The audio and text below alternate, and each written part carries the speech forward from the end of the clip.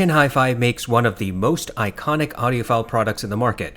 Their T2 is the audiophile equivalent of a household name. People know it for its unique design, robust build, and divisive sound signature. Over the years, Tin Hi-Fi has released variations of the T-series, culminating into a new generation of planar IEMs, which they call the P1. Today, we are taking a look at the P1 Max. This product sells for $180, but is currently on sale for $130. Hi-Fi Go sent me the P1 Max to review. As you probably know, Hi-Fi Go is among a few retailers that specializes in hi-fi gear. If you're interested in finding new and unique stuff, take a look at Hi-Fi Go. Now, let's see what the P1 Max has to offer. Tin Hi-Fi says that the Max uses a, quote, redesigned acoustic cavity structure compared to the original P1. And frankly, if you look at the two products side by side, that's not hard to imagine. Tin Hi-Fi says that the Max has excellent sound clarity with fast response, which is frankly a hallmark of the Tin Hi-Fi house sound. They also claim that the 14mm planar drivers in the Max are brand new. The combination of housing and new driver should result in, quote, fast and punchy sound. The Max supposedly provides, quote, wide soundstage, clear instrument details, a better body throughout the frequency range, and a lively yet smooth treble. Tin Hi-Fi does not provide any specific information regarding the sound. If you have the original P1, then the Max is going to be a departure. The OG P1 has a metal build with design that looks similar to a letter P. The Max opts for a more traditional IEM framework. The Max is made largely of plastic. It is smooth to the touch. The Max is also a fairly large device, thick, and obvious when inserted in your ears. The Max has a mesh design painted on the top and black glossy finish. And it is very lightweight. Tin Hi-Fi provides a large selection of ear tips, including foam. You can also choose among wide or narrow silicone tips. The cable is well made, sturdy, and transmits some microphonics. You get the typical Tin Hi-Fi carrying pouch. As for comfort, the Max is rather easy to wear. Its minimal weight and far more traditional design allows it to fit better than the original P1. Once you find the proper ear tips, the Max is quite comfortable, even for long listening sessions. I can wear the Max for about 3 hours at a time. Overall, the Max exchanges the robust, tank-like build that Tin Hi-Fi is known for, and instead goes towards comfort and fit. I think that's a reasonable trade-off. The Max comes with a decent range of accessories. To test the Max, I used it with various devices. This includes my RME 80i2 DAC, Low 2 PAW 6000, and EcoZerta ITM03. I used the stock accessories, including the large red and white silicone ear tips. I listened to my test playlist on Amazon Music HD. The Max is easy to drive. You can use it with a mobile device that has a headphone jack. I don't think you really need a dedicated amplifier, but if you choose to use one, a modest amp will be plenty. My tests indicate the Max has a sub-bass roll-off. In Mountains by Hans Zimmer, there's a rumble from the beginning which builds into a crescendo. The Max presented this detail, but it was quieter than on the more neutral Moondrop Quarks. Transients was faster on the Max compared to the Quarks. When the crescendo hit, the Max separated the organ from the other instruments. The rolling thunder effect was audible, but it did not drown out the elements. When the vocals chimed in, they rose from the background until they were one step ahead of the instruments. In Conquer by Overwork, there's a rolling marble sound at the beginning. This pans from right to left to center. The Max presented this sound and the panning. There are multiple drums in this track, and the Max rendered them all with hard, sharp impacts. There was minimal melding among the drums and quick transients from one note to the next. I listened to several hip-hop songs including Pure Water, New Patek, Reel It In, and Uproar. On each occasion, the Max presented the sub-bass, but the transients was faster than what I heard on the Quarks. The subwoofer always sounded like it was at the other end of a medium-sized room. The vocals were 2 steps ahead of the instruments and retained their sparkle. The drums were louder than the sub-bass. I listen to my Sicario playlist. I use these tracks to determine if there's any audible bass distortion. Traversing from low to high volumes, I could not hear any distortion. Overall, the Max appears to have a sub-bass roll-off. Mid-bass seems close to neutral, if perhaps a little bit elevated. My tests indicate that the mids are forward and sibilant. In Orla Gartland's Why Am I Like This, there is natural vocal grain and sibilance mixed into the track. The Max presented both details and emphasized them. The Max's sibilance rendition was more obvious compared to what I heard on the Quarks. Orla's voice was 2 steps ahead of the instruments on the Max. The Quarks, in comparison, presented Orla's voice 1 step ahead of instruments. The Max made all instruments sound distinct and separate from each other. In Want You Back by Haim, the Max again showed that it does emphasize vocal sibilance.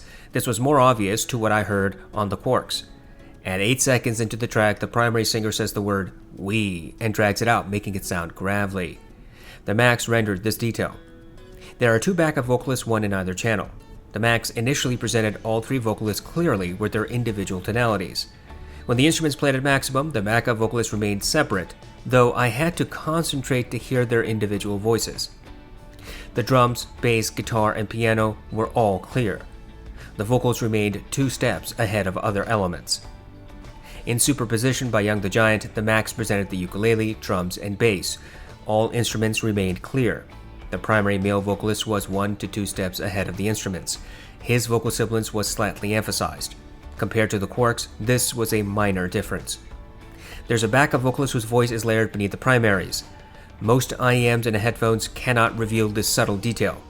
The Max could not either. Between 1 minute and 10 and 1 minute and 20 seconds, there are sharp intakes of breaths. The Max presented this detail. Overall, the Max seems to have forward mids with particular attention to vocals.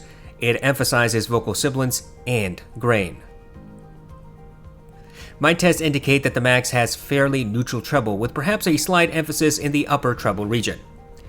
In Scherzo for X-Wings, the Max presented the brass and horns clearly. Their nasally signatures were easily audible. However, the higher pitched notes seemed a bit emphasized, louder than what I heard on the more neutral Quarks. This difference was not significant but noticeable in an A/B test. The timpani was audible, but did not drown out the other instruments. The Max has some width and depth, but no verticality. In other words, some instruments seemed further out into the wings, some sounded like they were deeper into the room, but no sounds came from above or below.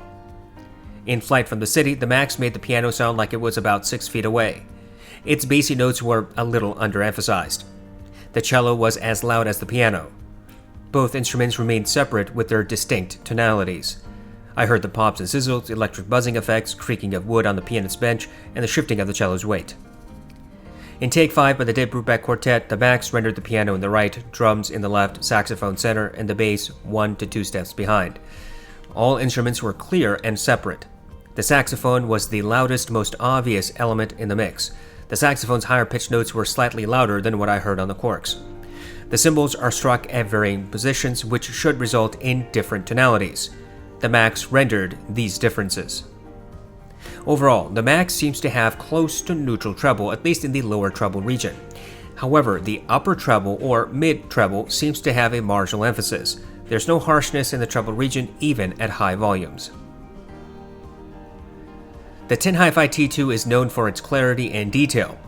What does the P1 Max have to offer in relation to that cheaper IEM? Throughout my time with the Max, I never felt that I was getting noticeably greater detail retrieval than what I've heard on many other IEMs. The Max did not open my music to slight variances that I had never previously noticed. But it was clear, which is not something I can say often for competitors. In my view, you can hear details even with bassy IEMs, but they might be muddled and veiled. More analytical IEMs might present the same number of details as bassy options, but make the same details easier to hear. My experience with the Max was that it is indeed clear, though it does not shove details into my ears. Creaking of wood, shifting of a cello's weight, sharp intakes of breaths, multiple vocalists, twangs of guitar strings, nasally signatures of brass and horns. These types of details are clear. Some more nuanced details are clearer on the Max than on cheaper IEMs like the Quarks. For a more quantitative test, I used the song New Light by Kazuki. This track has layers of details, including the sound of children playing, wind, rustling of grass, synth, piano, and footsteps. I count the number of steps I can hear in the first 60 seconds. The WG-T2 presents 9 to 10 footsteps. The Heidi's MS2 presents 8 to 9. The Hifi T2 and T2 Evo present 7 to 8 footsteps. The Moondrop Aria presents 7. The T2 Plus, Blonde BL05, and the The Audio Legacy 2 present 6 to 7 footsteps. The Moondrop Starfield presents 6 footsteps. The Moondrop Quarks, Blonde BL03, and Triple Win Melee each presents 5 to 6 footsteps. The Max rendered 7 to 8 footsteps. For my detail resolution scale, I use the Moondrop Aria and Starfield as the average performers. Any IEM that provides more or less footsteps is judged accordingly. Thus, on my scale, the BL03 would be considered below average and the Hifi T2 would be above average. Using this standard, it seems clear to me that the Max has above average detail retrieval. Of course, changing ear tips or insertion depth and your own music will render different results. Hifi says that the Max has wide soundstage. My test suggests that this IEM has above average soundstage. The Max does not present a 3D experience. While you might hear some width and depth, the Max does not excel at verticality. Of course, the original recording has a lot to do with that as well. Just as with the detail resolution test, I also have a scale for soundstage. For me, this involves, yet again, using the Moondrop Aria and Starfield as the average performers. Anything that has greater or lesser soundstage is judged accordingly. The Hifi T2 and Heidi's MS2 have above average soundstage. The Blonde BL03 and BL05S are average at best and perhaps slightly below average in soundstage based on proper fit. The Starfield, Aria, and Quarks are average. I would say that the Max is wider than the Moondrop Aria. The Tin T2 and Max appear to have very similar soundstage. Hifi has a house sound, and not everyone likes it. The T2 set new ground for clarity and build, but it does not offer a relaxing or bassy signature. It seems to me that the P1 Max carries Hifi's house sound signature as well. It is clear, has wide soundstage, and the characteristic T2 emphasis in certain areas. The Max has a sub-bass roll-off. Transients is quick, similar to other planar drivers. The mid-bass might have a marginal emphasis. There's little to no bass bleed into the mids. The mids are forward, vocals are sibilant, and vocal grain is also emphasized. There's clear separation of all mid-centric elements, and vocals stand 2 steps ahead of instruments. Treble is fairly neutral until the mid to upper treble, where there is a noticeable push. While I do not think this is harsh or piercing, it is obvious enough when compared to more neutral IEMs. The Max has above average detail and above average soundstage. I'm not convinced that the Max offers anything particularly new compared to the T2. While I'm sure you can find some differences here and there, the overall structure is similar. While that might be a negative for some, to others, this similitude might be inviting. In order to understand how new products compare, we need to test against alternatives. Here, we will compare the P1 Max against the original P1 and the 7Hz Timeless. For these tests, I used the stock accessories. I plugged each IEM into a passive AB switch that was plugged into my RME ADI2 DAC. I listened to my test playlist on Amazon Music HD. I tried to volume match. The original P1 has a greater sub-bass roll-off than the Max. The P1 also has faster transients. It presents slightly more obvious separation of sub-bass from mid-bass. Mid-bass impact is a bit harder and sharper on the Max. The mids are closer to neutral on the original P1. The Max clearly accentuates vocal sibilance and grain. There's a bit more separation of vocals away from instruments on the Max. The Max has marginally greater clarity in this region. The treble is similar. Both Hifi products have an emphasis near the mid to upper treble, and I think in similar degrees. Separation and clarity in this region is hard to differentiate. The P1 and P1 Max have similar detail retrieval. However, in my New Light test, the original P1 rendered 7 footsteps compared to the 8 I heard on the Max.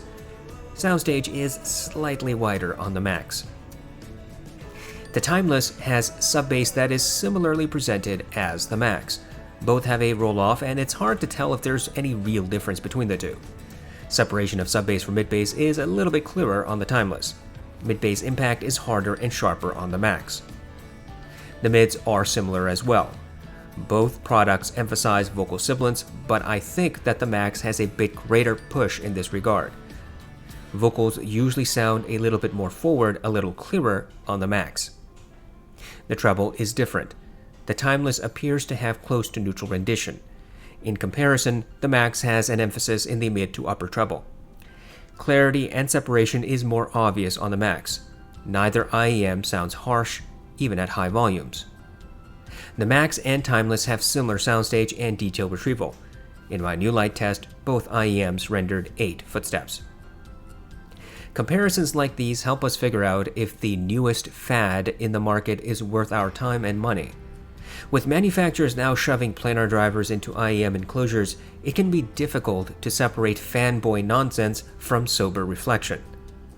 The point is that all three of these IEMs I compared have different sound signatures. There are some similarities, particularly among the Hifi products, but they are not identical in nature. There's also no such thing as a perfect IEM. Measurements are only a small portion of the story, and the full experience requires you to take into consideration the fit, ear tips, music, and your own personal preferences. To that end, none of these IEMs might be to your liking, or you might love any one of them. I think Hifi makes good products in general. I may not love everything they produce, but at least they try to show some differences among their lineup. I don't think that planar drivers really offer better sound compared to dynamic drivers. Yes, generally speaking, they do offer a difference in presentation, but they are not inherently better than alternatives. If you're in the market for a planar IEM, then you have options along the entire price spectrum.